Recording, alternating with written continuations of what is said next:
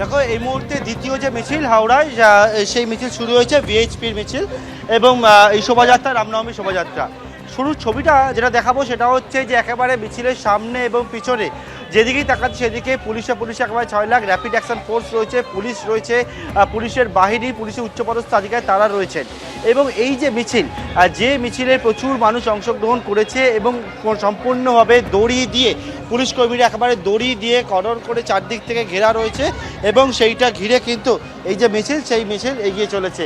বিশ্ব হিন্দু পরিষদের এই মিছিল শোভাযাত্রা, সেই শোভাযাত্রা শুরু হয়েছে। এখানে অনেকেই যারা রয়েছেন তার মধ্যে শ্রমিক ভট্টাচার্য তিনি এখানে উপস্থিত রয়েছেন, বিজেপি অন্যান্য কয়েকজন নেতৃত্ব রয়েছে। তবে এখানে রাম ধ্বজা নিয়ে এই যে মিছিল, বিশ্ব হিন্দু পরিষদের মিছিল, যেটা একেবারে বি কলেজের 1 নম্বর গেট, সেই গেট থেকে শুরু হয়েছে এবং এখান থেকে 1 নম্বর গেট থেকে হয়ে এই মিছিল কিন্তু এগিয়ে চলেছে। যেটা শোভাযাত্রা সেটি হচ্ছে কাজীপাড়ার দিকে, তারপর কাজীপাড়া থেকে অলকা মোড়, পিএম বস্তি, এছাড়া সন্ধ্যা বাজার, মল্লিক ফটক হয়ে ফরশো রোড থেকে কৃষ্ণপুর ঘাটে গিয়ে এই শোভাযাত্রা শেষ হবে।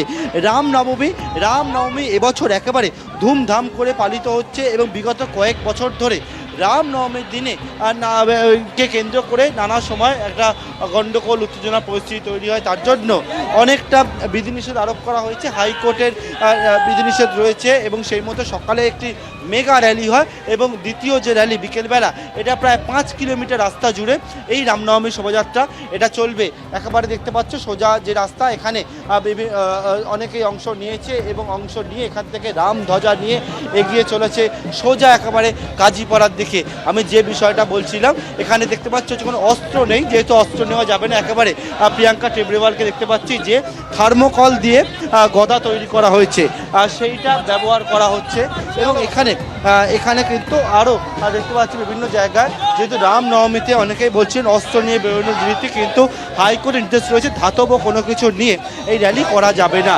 সেই জন্য এখানে থার্মোকল দিয়ে বেশ কিছু যেটা অস্ত্র বানানো হয়েছে এবং সেই থার্মোকলের অস্ত্র নিয়ে তারা বেরিয়েছেন এবং এখানে ধামসা, মাদল, আদিবাসী সাঁওতালি নাচ সেটাও দেখতে পাচ্ছি। এখানে ঢাক ঢোল নিয়ে বেরিয়েছে।